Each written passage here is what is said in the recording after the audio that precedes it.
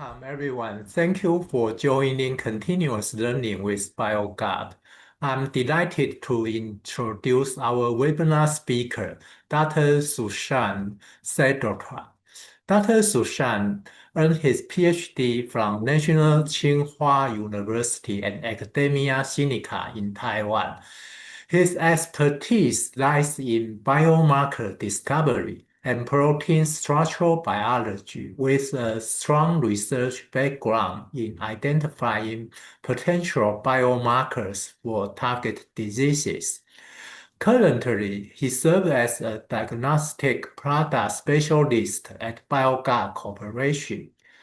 In this webinar, Dr. Sushant will emphasize the importance of antibiotic susceptibility testing, or AST for short, in veterinary medicine. AST is crucial for optimizing patient care in animals with bacterial infection by guiding antibiotic selection and monitoring antimicrobial resistance trend. Additionally, he will introduce the newly developed mini-AST systems, which improve the ability to identify the most effective drugs for specific infection, helping to prevent ineffective treatments and minimize the risk of resistance development. Now, without further delay, let's extend a warm welcome to Dr. Sushant. Good evening, everyone from Taiwan, and welcome to today's webinar. Thank you, Dr. Robert, for your kind introductions. So, as Dr. Robert already introduced, we will be today talking about antimicrobial resistance and test scenario. So let me share my screen with you first. Okay, so as the topic suggests, importance of antibiotic susceptibility testing in veterinary medicine. But first of all, let's understand what is antibiotic susceptibility test is. So in a very easy language, antibiotic susceptibility test is an in vitro test, which means it is performed outside the body, and it will help to determine which antibiotics is effective for a particular infection caused by a microorganism. Usually for antibiotics case, these are the bacterial infections that are targeted, and it helps or guide a doctor to know what kind of treatment would be effective in vivo. In vivo means which is having the treatment inside the body, as well as for the practice point of view, it will help doctor to understand the most effective antibiotics for those kind of particular infections and prescribe the treatment. Although antibiotic prescription is also depends on patient to patient and the level of infection or the disease that is there inside the body of the patient. However, there are still some antibiotics that are already known for particular microorganism that is killing those microorganisms from the treatment point of view. So why we need antibiotic susceptibility test then? So antibiotic susceptibility test, first of all, helps to optimize the treatment, which means that it will, first of all, help you to determine which antibiotic is effective against that particular bacteria, which is the main purpose of this test. Second, it also can help to understand or detect the resistance for any bacteria, which means that there are a phenomenon that is happening in bacteria that is causing antibiotic resistance, which we will learn later on. So the test, AST test, also helps in that particular scenario. Other than that, it helps in monitoring the resistant trends, which means that by the time, if suppose the resistance already have happened, what is the level of resistance that is there? as well as as the time passes, whether this is increasing or decreasing. So these kind of changes in the resistant trends is also could be monitored by AST. AST also helps to personalize the medicine. As I mentioned that AST test could be different from patient to patient and diseases to diseases. Maybe the cause of the infection is still the same. However, based on the AST test, the treatment could be different, as well as it will help to evaluate the treatment effectively, as this can be continued with the previous point, that with the personalized medication, the effectiveness of the treatment is much better without if it is performed with or the treatment is given without the test. And lastly, it ensures the proper drug selection, which means that instead of taking 5 or 6 drugs, you can particularly focus on 1 or 2 drugs which are more effective for the treatment. And this can be ensured because of the AST testing. Now, as I mentioned, let's know about what is antibiotic resistance. So antibiotic resistance is actually a global phenomenon that is happening not just in animals, but also in humans as well. So as we are more focused on animals here, but of course, this is a very big issue in humans where WHO already have declared that antibiotic resistance is the top global health issue that is there in today's scenario. It occurs because of various reasons.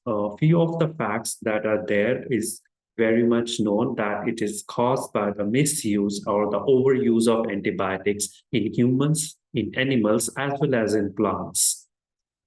This causes the infectious become more hard to treat, which means that whatever treatment you prescribe to the patient, it's not working there anymore. This is also because that due to inadequate research and development that is happening in this research field, the reason is because these chemicals, these antibiotics are already have stopped working for the particular pathogen. However, because of the lack of the drug targets that we have found in these bacteria is also causing to this scenario of antibiotic resistance keep increasing in today's world. In addition to that, it caused a lot of deaths, as I mentioned here, the numbers. The 5 million human deaths were there in 2029 just because of the antibiotic resistance, as well as it also harms and cause a significant effect on the economy of one country or so. So yeah, these are some of the facts that makes antibiotic resistance a global issue. However, why this is happening is, as we mentioned, the main reason is because of the overuse or the misuse of the drugs on bacteria. But what bacteria is doing, why bacteria could become resistant to these kind of drugs? So the drug resistance started in bacteria is because of the nature of the bacteria, that it has the ability to change or manipulate its DNA to protect himself from the environment. So you can imagine once a bacterial environment has antibiotics there, of course it can sense those antibiotics. But some of the bacteria, of course, initially they will all start getting dead or get affected by the antibiotics, where their cycle, the reproductive cycle or the division would stop by targeting various mechanisms, cell cycles or anything inside the bacteria that is happening. Some of the antibiotic acts on the cell wall of the bacteria, some effects at the ribosomal level where the proteins are synthesized. So there are different stages where different antibiotics can act. So based on that, the bacteria, get eradicated from where they are living. However, some of the bacteria have still the property, which we can name it as they are more stronger than the other bacteria. And that can lead to mutation in those genes. Okay, so this mutation that is happening inside these strong bacteria lead to the antibiotic resistance in the long term, where we say that when there is an overuse of antibiotics, by the time these bacteria, when exposed to antibiotics for the long run, where it is not even necessary, that will cause these kind of mutation to develop in those bacteria. Okay. Second is when you don't take the antibiotics for the right proportion of the time. So, for example, initially you are taking antibiotic, but you just stop in between because you feel you are already okay. However, at that point, when all the bacteria are not killed inside you, so at that time, those survived bacteria will start mutate themselves to become more stronger, and then later on, those cannot be get treated by the same antibiotics if in the next treatment or in later on course. So yeah, this is the basic concept why the bacteria can develop resistance. However, when we talk about animals, now you know that animals can be farm animals, they can be wild animals, they can be pets as well, as we know, companion animals. Now, animals can be reservoir for these antibiotic resistance bacteria, regardless what kind of category they fall in. And all kind of animals have already been, have been studied that antibiotic resistance is already happening in animals as well. And when we compare the wild animals or the farm animals, which are more exposed to the environmental bacteria, they can also we can also say that companion animals are not far from these. As American Society of Microbiology, in his article on April 17, already said that these pets, are causing or passing the infections to humans as well. Which we usually known as zoonotic diseases, as well as these infections sometimes are antibiotic resistance already as well. So companion animals can also act as a reservoir for antibiotic resistance bacteria and the genes. And the impact, it not only impact the animal health, but it also as a potential transmission of resistance bacteria to humans as well. Okay, due to their close contact and the living space, because they live in our space. So yeah, that's why in this article on June 24 to 2024 last year, WOH has already very clearly included companion animals into the scope of antibiotic resistance. Okay, so which makes it very important that antibiotic resistance have to be controlled in animals. And of course, AST become very important in this scenario. Okay, so in animals, when we particularly talk about animals, what cause antibiotic resistance? So starting from the basics, okay, the basic is of course the overuse and the misuse of the antibiotics, which means that taking antibiotics when it's not needed. Okay, so suppose if you have, or if you have a viral infection, okay, sometimes the vet may prescribe antibiotics to to eradicate the infection, but actually this is not working, but it is actually helping those bacteria to develop resistance. Or as I say, if you don't finish the prescribed course, that also contribute and spread the resistance in the bacteria. Okay. Second is about use of antibiotics in animal agriculture. So which means that when antibiotics are used in farm animals, usually it promotes the growth in animals and prevent the disease, can lead also to the development and spread of resistance in both animals as well as in humans as well. So third point can be the scenario of poor hygiene and infectious control. So for example, in the farm animals or the animals which are living in a group or animal shelters, where suppose the hygiene conditions are not maintained, which lead to the spread of infection. Okay, the same infection will be there in all the animals that are living in that closed space. And by the time if the resistance is developed already in one, it will be there in all the animals as well. Okay, the same goes with the inadequate sanitary conditions, where poor conditions or poor sanitization or unhygienic conditions can lead to the development or spread of resistance bacteria between animals. Lastly, which is very rare but still there, is inappropriate food handling, which means that if the food is already contaminated with some kind of bacteria which is there in environment and very strong in nature, when it and which can also lead to the antibiotic resistance that is consumed by the animals, and also it could also spread to humans through feces or other way. Okay, so these are some of the basic reasons of antibiotic development of antibiotic resistance in animals. Okay. However, there to control all these situations, there are many rules and regulations that are imposed by the government in different countries. But overall, if we talk about the rules and regulations that are there present globally, we have to first understand how the antibiotics are being used, or they come into play into the treatment. So of course the antibiotics first of all are manufactured by the factory or the company.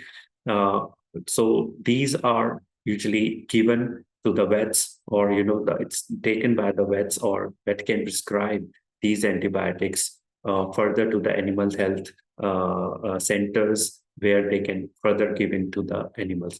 However, you can see in the orange, there are some rules and regulations is there before it reaches to the antibiotic wholesalers or retailers, or to the veterinary and aquatic animal health services. Okay. So antibiotic control of antibiotics, the manufacturing as well as buying or export is also controlled at that point. However, after it reaches to the veterinary centers or antibiotic wholesalers and retailers, there is the main problem is coming, where these are taken by the animal health professionals and then you misused. Okay, so at this point we have to impose certain laws, which I think is already most of the government in the different countries are working on this point, where they are imposing some of the regulations at this step as well, where when the antibiotics are purchased or taken by animal health professionals or paraprofessionals, they cannot directly prescribe antibiotics to the animals. They have to do AST testing, as well as they have to take a proper consultation of the experts before they prescribe antibiotics to the patients or the animals. As well as when we talk about farm animals and aquatic animals, where they use antibiotics to control the spread of disease, so that they can increase the production of the farm animals or whatever products they are making. There also antibiotics are used, even the disease is not there. So at that step also, it's very important to control how much antibiotics are being given to those farmers, by the farmers to the animals, whether they are aquatic animals as well as farm animals. Yeah. So these recommendations and reporting systems have to be imposed. Very important in this step, where antibiotic resistance can be controlled, as well as misuse or overuse of antibiotics can also be controlled.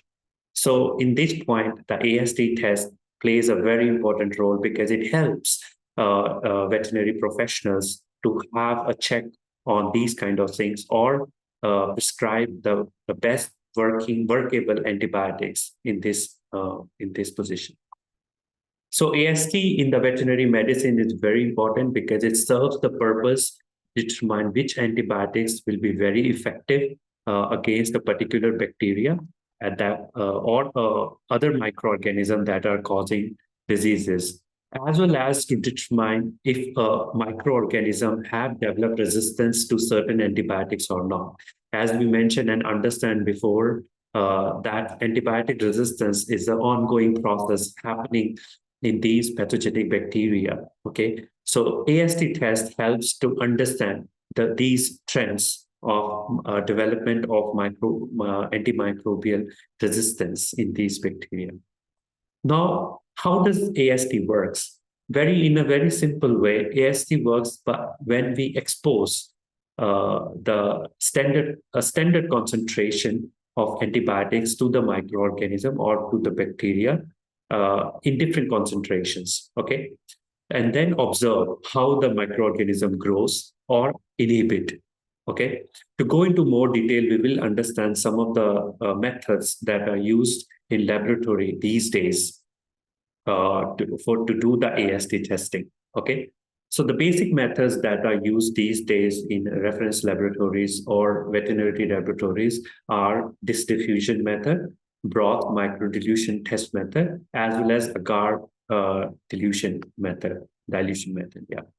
So this dilution test method, which is the most common one, involves by placing the antibiotics onto onto the plate where it is already incubated with the bacteria, and then measure the zone of inhibition around the disc after incubation. So this disc is actually is an antibiotic impregnated paper disc that are placed at different positions, and then the size of the zone of inhibition is is measured and then correlate with the antibiotic effectiveness against that bacteria.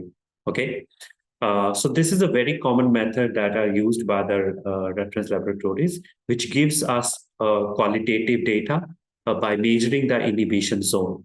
Okay, so the data interpretation for this is very easy. We give the report as S, I, or R. S is a susceptible, which makes which tells us that this antibiotic is sensitive to this particular infection. The result which comes at intermediate means that it may needs a higher dose or a combination therapy, which means you can also combine the 2 antibiotics or 3 antibiotics together in a particular higher dose to treat that particular disease.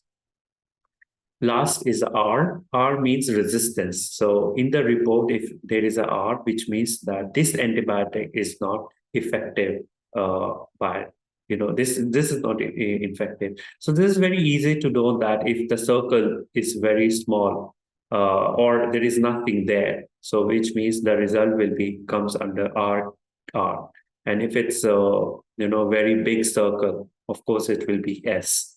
So it's very easy to understand or measure. So that makes the advantage of that this method is so simple and also very cost effective, which makes it very most of the reference laboratory like to do this method for a quick antibiotic screening. Okay, so and also it's very flexible because you can pick various antibiotics. Like in one plate, you can put a lot of antibiotics.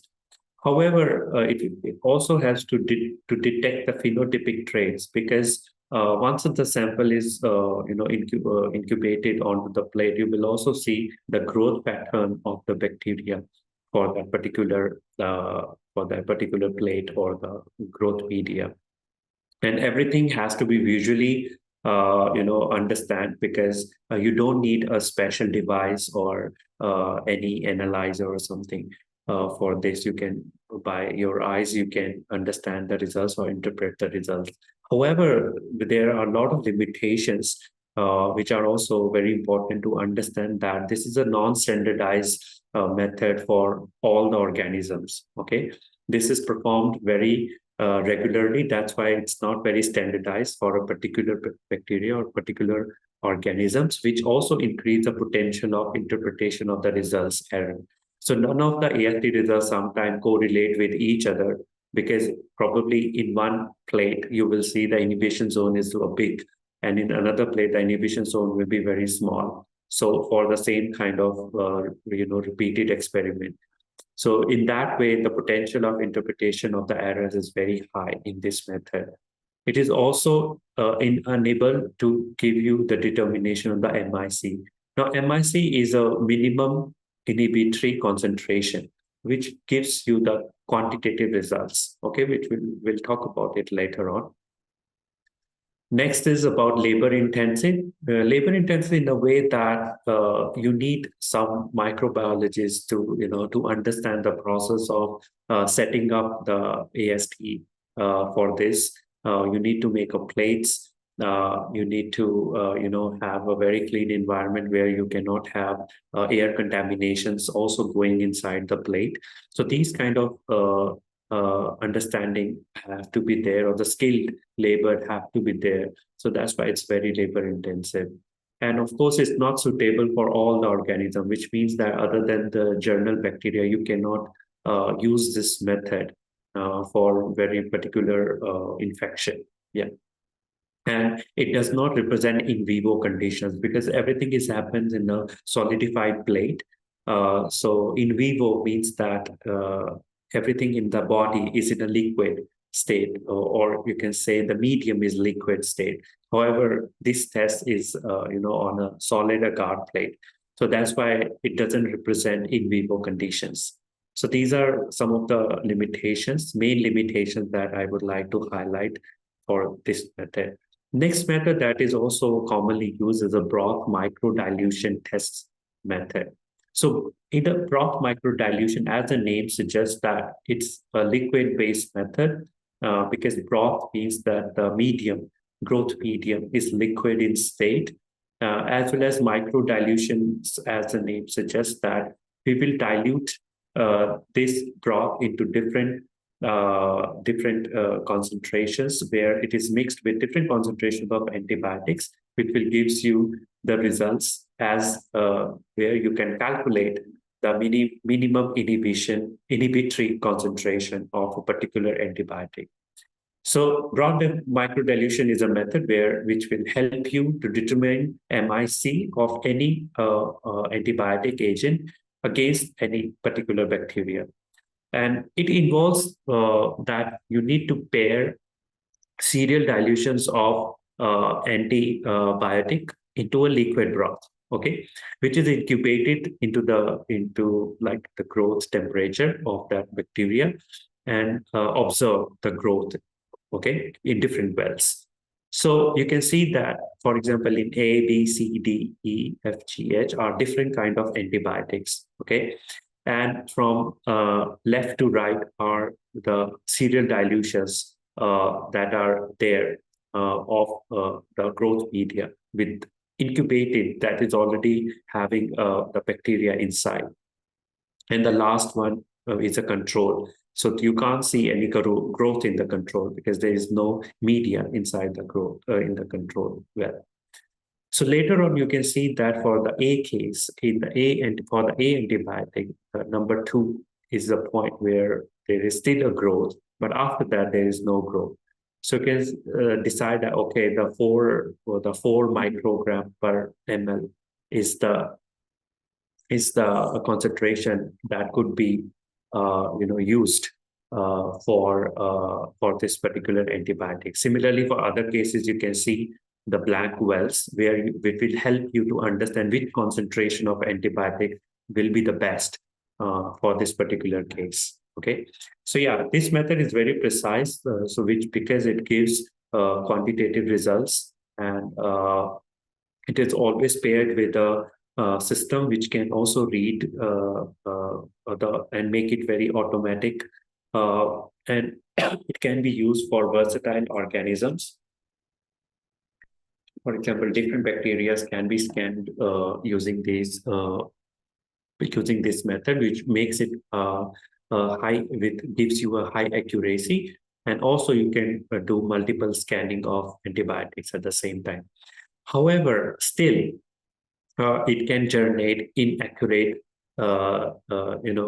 calculations of minimum inhibitory concentration of any particular antibiotic, in a way that if the whole test is conducted in a wrong manner, of course, at the end, the results will not be correctly measured, and you will end up using wrong concentration of antibiotic for that particular sample. Of course, it is labor intensive because there are a lot of things that have to be precisely prepared by the person in charge.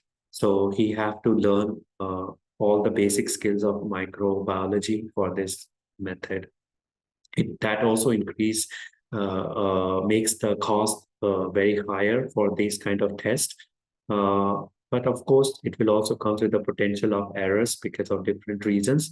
And it's not ideal for direct clinical samples, which means that once you collect a sample, you cannot directly use the sample to perform broth dilution method. You need to first culture the bacteria and then use that culture bacteria into the broth dilution method. Yeah.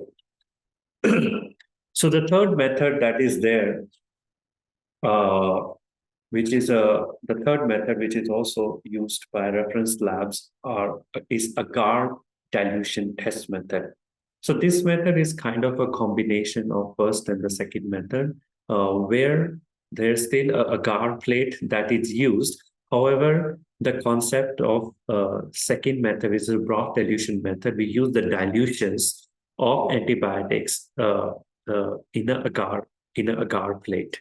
Okay, so different kind of agar plates are prepared with different concentrations of antibiotics, where the particular bacteria is inoculated onto the plate.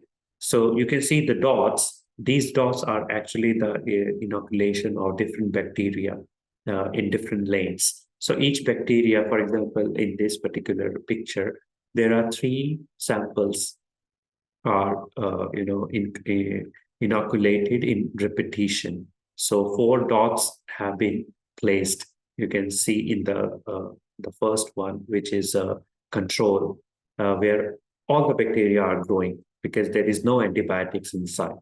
However, as the concentration of antibiotic increases, you can see that one of the lane is completely vanished because this sample is very much workable for this particular antibiotic at this low concentration. Okay. However, in other samples are still growing until the 3rd and the 4th plate. So 4th and the 5th plate, yeah. So in the same way, you can decide which sample is workable for which particular antibiotic and in what concentration. So this method also gives you quantitative data, as well as it will also do minimum inhibition, can calculate the minimum inhibition concentration.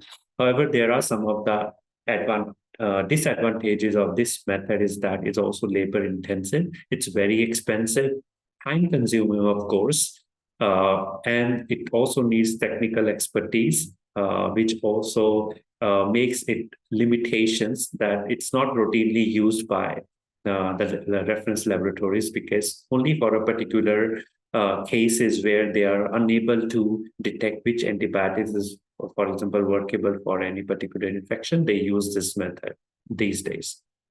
And of course, it's more ideal for all organisms because different growth media is required for different kind of animals. So that's why this method is not workable in this way. Yeah. However, this method is still considered as a gold standard method for in veterinary field for AST. Okay. Other than these, there are some molecular-based and methods and mass spectroscopy-based methods. But these methods are mostly used in research purposes as they are further more expensive, which is not cost-effective for clinics and laboratories for journal practice. However, if we look at the left side, you can see these are the methods that are particularly used by the reference laboratories. But the most important point to understand here is the time-consuming, the results generation for the AST. So all the tests minimum requires at least 20 hours to generate one AST test. So that's why it's very important that AST should be done as fast as it can be there to be ready with the results so that the treatment can be given immediately for a correct antibiotic scan. Okay, so the vets always have a confusion that which AST method to use. And to solve this problem, Bioguard has developed mini AST to be used for antibiotic susceptibility test purpose, which is a very innovative, device or analyzer, you can say, that we have launched for veterinary use. So the main characteristics of mini AST is that, of course, it's very fast. The minimum time that is required to complete one AST test would be 4 to 6 hours to generate the AST results.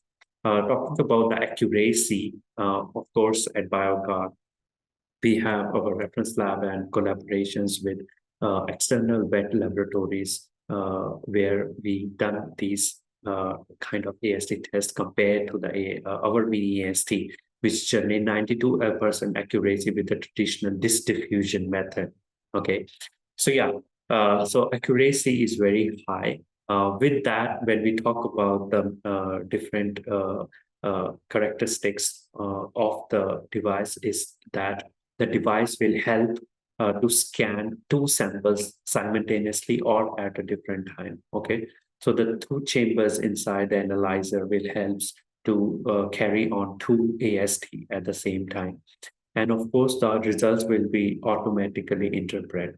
So there is no need of external device that is required to read the results. The results will be also read by the mini AST as well.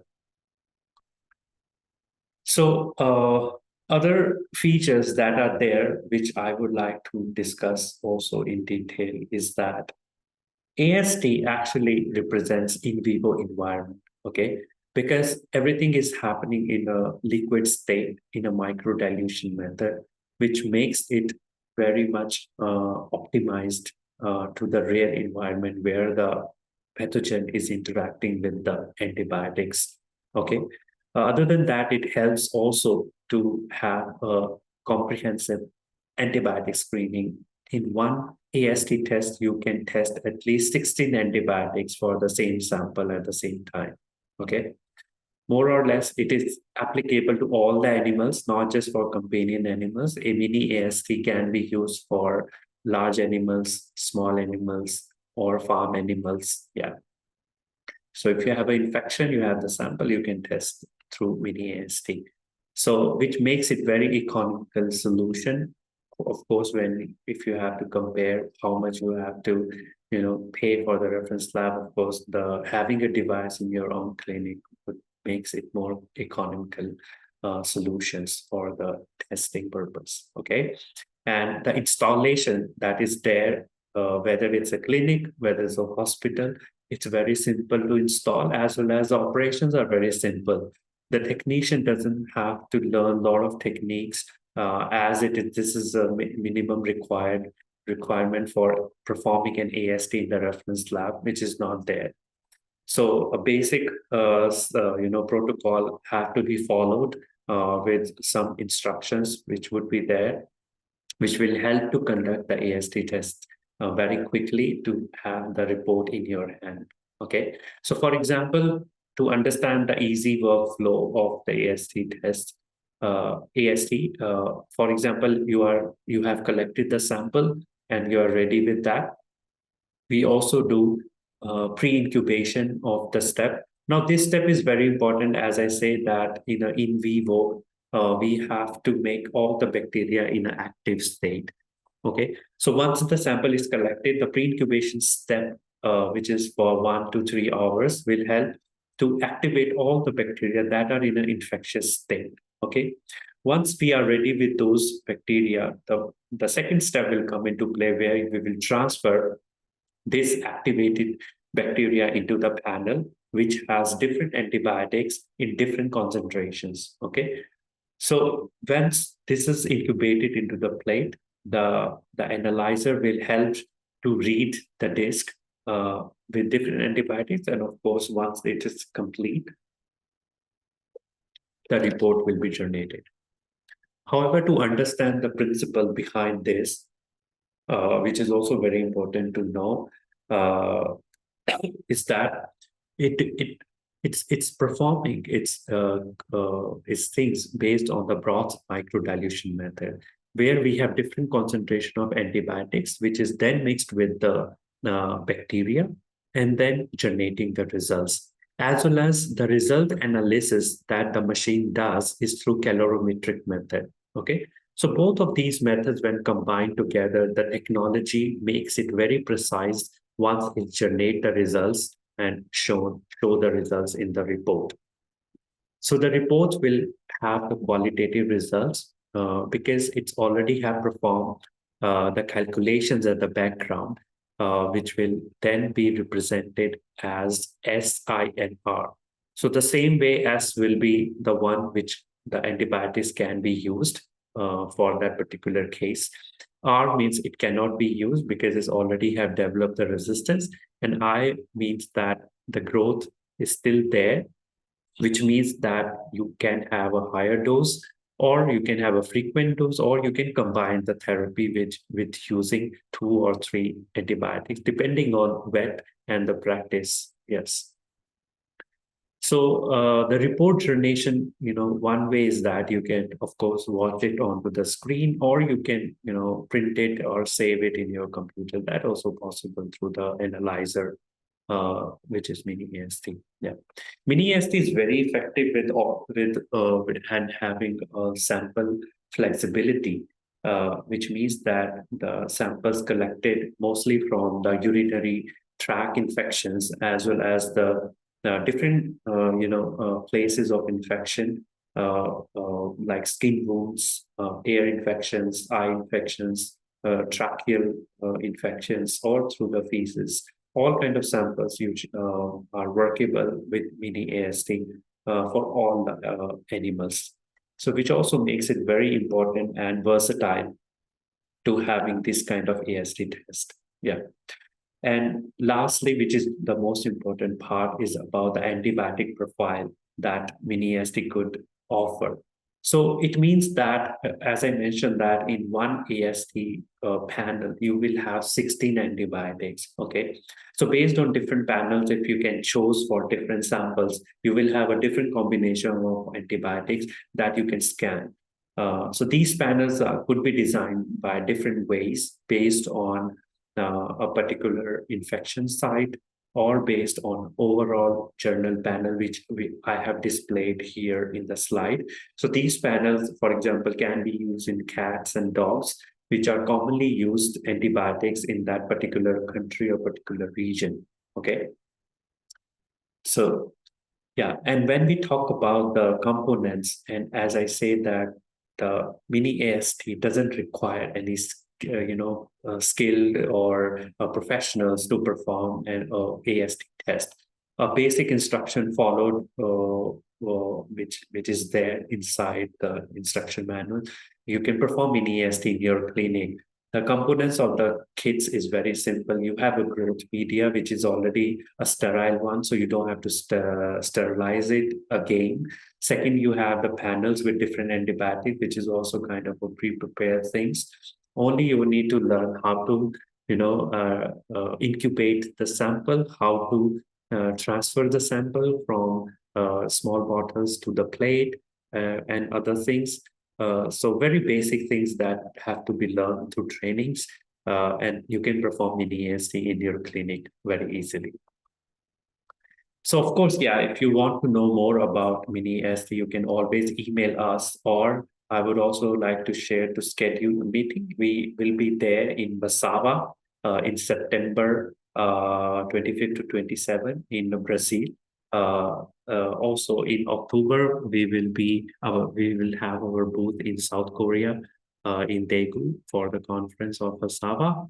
Then we will be participating this year also in London West Show. You can find us there from November 20 to 21 to schedule a meeting, as well as next year, early in Q1, we will be in VMX also. which is held in Orlando, Florida, USA. Yeah.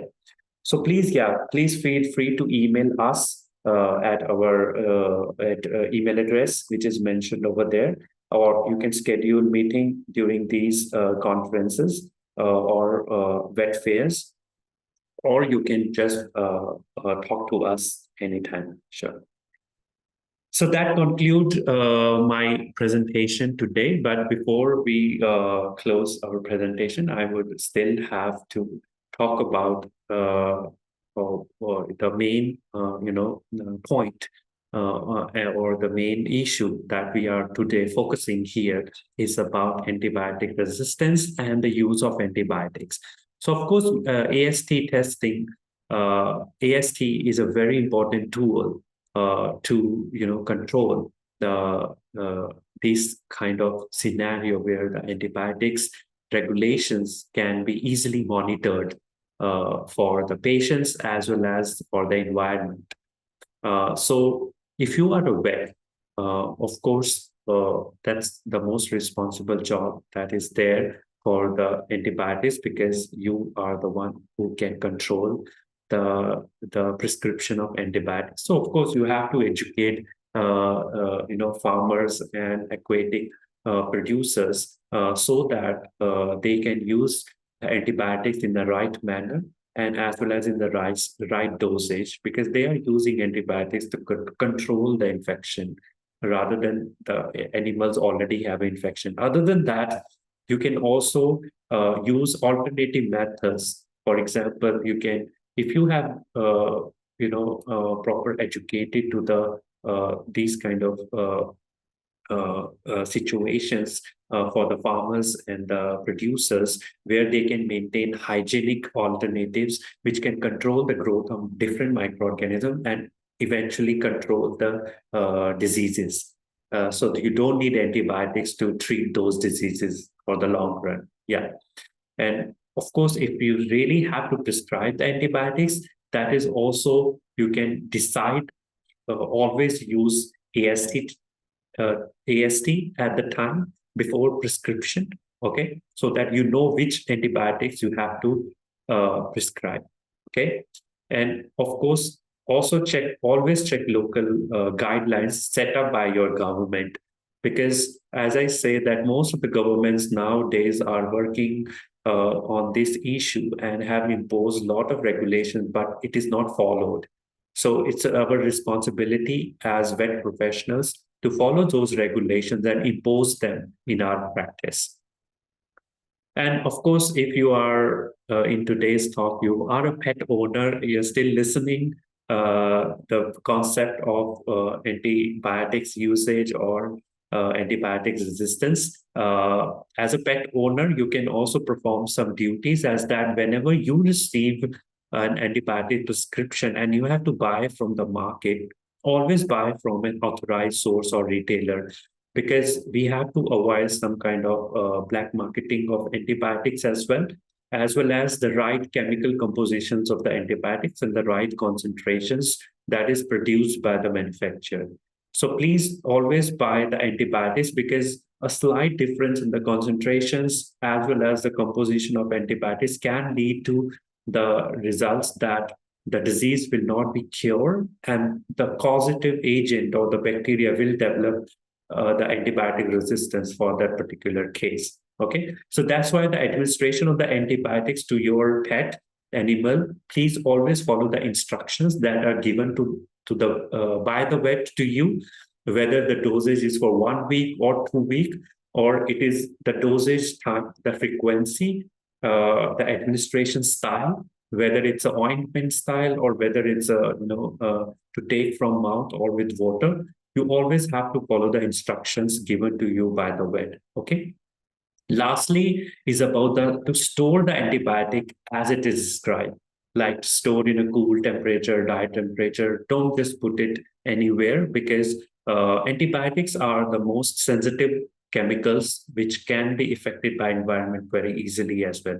So if antibiotics, the drug molecule is already not effective, and you are still exposing it to the infection it will not treat the disease, rather it will develop the antibiotic resistance. Okay, so please, as a pet owner, as a companion animal owner, you also can play a very important role in controlling antibiotic resistance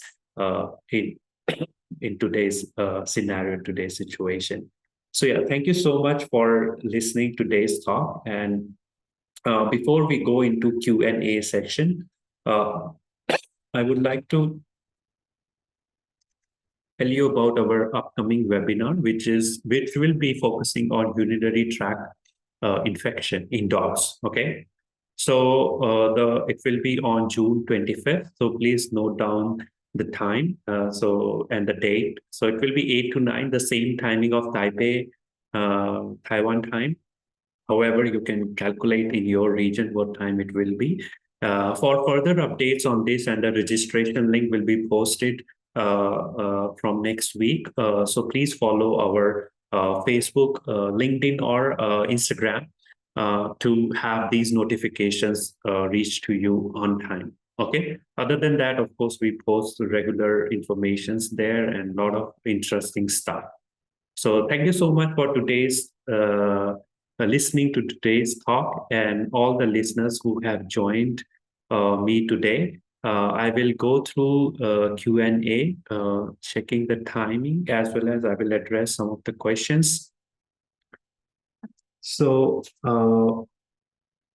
let's go. Let me stop screen sharing first.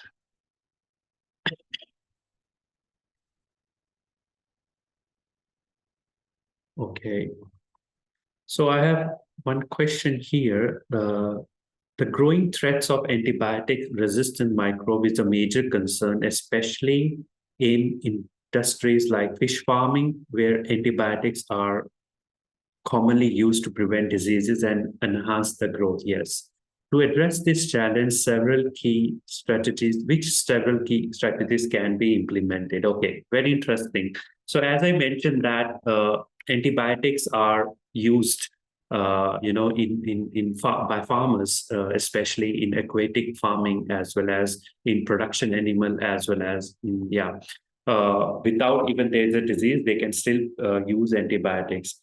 So the role of AST in this is very important, where is that it will enhance the antibiotic step partition, which means that how much minimum unnecessarily antibiotic use that you have to put or given exposed to the animal, it will be there. Okay. Which will affect or slow down the resistance that probably those animals are developing. Okay. Other than that, it will also have an alternative sources, such as you can also utilize like prebiotics or vaccines or some kind of immune boosters that can also be used instead of antibiotics. Of course, other points that I mentioned, especially for pet owners, that storage of antibiotics and other things can also be there, as well as education and awareness is very important. That can also help for controlling, or implement some of the strategies to control the antibiotic resistance in farm animals. Okay. Is asking for standard steps of MIC, can you give? Okay, so standard step of MIC is actually is done by the reference lab. Okay, so the standard step usually whenever you set up, depending on the experiment, whether it's a whether it's a broth dilution method or it's a agar dilution method, you always have calculated concentrations of antibiotics there. Okay, and how much first initial concentration of each well you will fill with the bacterial culture. Okay, and by the time when you are intubating the plate, you will see the growth of the bacteria, of course, right? So based on, as I say, growth of the bacteria, you will know that which well or the concentration of the antibiotics workable at that particular time. For example, you incubate the plate for 24 hours to 48 hours, then you can see the growth of the bacteria at 24 hours first, and then the 48 hours later on. And so these calculations have to be, done, note down, and then analyzed. So of course, everything is done by the reference lab. So they always give you end results. They won't, just with one concentration of antibiotic. But the background thing, you have to learn how to really, set up the experiment, and then how to analyze the results. So this is from Mr. Rasool. Thank you for presentation. Thank you so much. If we look for an evolutionary perspective, can we say bacteria evolve and become resistant with time? And we need to keep on modifying antibiotic molecular structure in order to prevent resistance. Yes, of course, that's what is happening, that if we know the Darwin's rule, survival to fittest, that is there, that the strong will stay and the weaker will die. So even in the natural environment, this works. However, the expose of antibiotics is the same, that it's a stimulus that is given to the bacteria to prevent himself from dying. Okay. So there is always a need of research that I already mentioned in my slide, that a proper research, it's going on. I'm not saying that people are not doing research in this field. However, they are still not very successful in a way to find workable targets. Okay, so rather than changing the molecular, the molecule structure of the antibiotics, they are trying to develop new molecules that can be fit into the new targets that they have identified. Okay, so using structure biology of proteins, as well as the bioinformatics mostly, they can develop those chemical structures which can fit into those discovered or researched targets, new molecular targets in the genetic environment, or the cellular environment of the bacteria, and then test it whether it's really workable. So, for example, rather than antibiotics, these days, a lot of natural molecules are being targeted in these, bacterial molecules. I'm sorry, the bacterial targets that are being identified. Okay, so I think both are parallelly going on. We are also focusing on using natural products, natural molecules, rather than keep modifying the antibiotics molecules. Okay, yeah, but very good question. Thank you for that. How can we differentiate between a normal flora and a pathogenic bacteria, such as a fecal sample, air swab? Oh, okay, yeah, this is also a very interesting question. So for the AST testing, usually there are two ways. One way is that you identify the bacteria, okay, and scan that bacteria for different antibiotics. Second is the scenario is that where you just take the sample very particularly from the infection site only, avoiding the other sites, and then perform the experiment. So based on the requirement and based on the practice, okay, each vet can decide what kind of AST test they want to perform at that time. Okay, and of course, the cost is what it matters as well. When you have to identify the bacteria and perform the AST test, is more expensive than when you just perform the AST using the sample. So both of these are there. However, to differentiate between, as I say, is become important when the disease is not treatable. Okay, so for example, if you have the AST results with the initial screening and you give the treatment, started the treatment, but the treatment is not happening. So at that time, this is very important to differentiate the flora and then identify which infections, real cause of infection is there, and then scan a particular antibiotic for that case. However, for general infections, it's very easy or very workable that you can just use the samples from these locations like fecal, air, skin swabs, tracheal swabs to know the sensitivity for a particular antibiotic. Okay. However, the collection of sample is very critical. So you have to have a very precise hands when you are collecting the sample and immediately perform the AST test, because more or less you will expose the sample to the environment, which usually happen when you transfer the sample for the reference lab. So sometimes reference lab may tell you that bacteria is not growing. Okay, that is the reason why, because it's already time consumed that bacteria has loose. The active bacteria, the infectious bacteria, is already dead by any reason, higher temperature or bad transportation style or whatever. The AST test couldn't be performed because of that reason. Yeah. Okay, I'll take one or two more questions. Using sample instead of bacterial isolates for incubation, is there concern for contamination in the specimen to skew the results? If I understand the question well, is that uh, using direct, it's related to the above one, that using sample instead of isolating the bacteria, right? So will it affect the contamination? So as I say that when you have an infection at a particular site, and if you have collected the sample only from that particular infection site, when you perform, for example, in regards to mini AST, I can say in mini AST, we have the first step, which is pre-incubation. In pre-incubation step, I mentioned that we activate the bacteria. So by this way, the activation of the bacteria, I mean to that activating the infectious bacteria. Okay.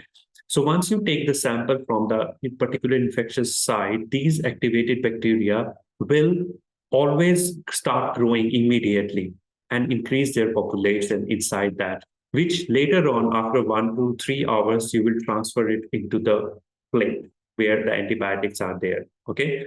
So whether it's a one bacteria or it's a mixed infection or it's a one infection, all the infections will be exposed to that particular antibiotic. Okay, which will give you the results also in a way that that antibiotic will be workable for mixed infection case as well. Okay, so in that way, mini AST is very easy to give you result for mixed infections as well. Yeah. Hello, doctor. Thank you for your talk. Thank you so much. Could you please advise us on the best approach to manage intermediate, okay, AST results as private clinic settings, whether antibiotic options may be limited? Okay. So for the intermediate results there, as I mentioned, there can be two ways. One way is that you can, of course, have to higher the dose. Second is to select the frequency of the dose, and third is the combination therapy, which means that you can combine 2 or 3 antibiotics together or combine with other immunoboosters. Okay, so based on your own understanding and practice ability, you can decide it, because as I say that AST test for a particular infection or for a particular patient will be different. So it can't be similar for everybody. Yeah. So depend on case to case, as well as different kind of samples that you expose to mini AST or to any AST. That will generate, if it generate an intermediate result based on your understanding and practice ability, you can decide the treatment process. Okay. Okay, I think we have already running out of the time. We will still give you.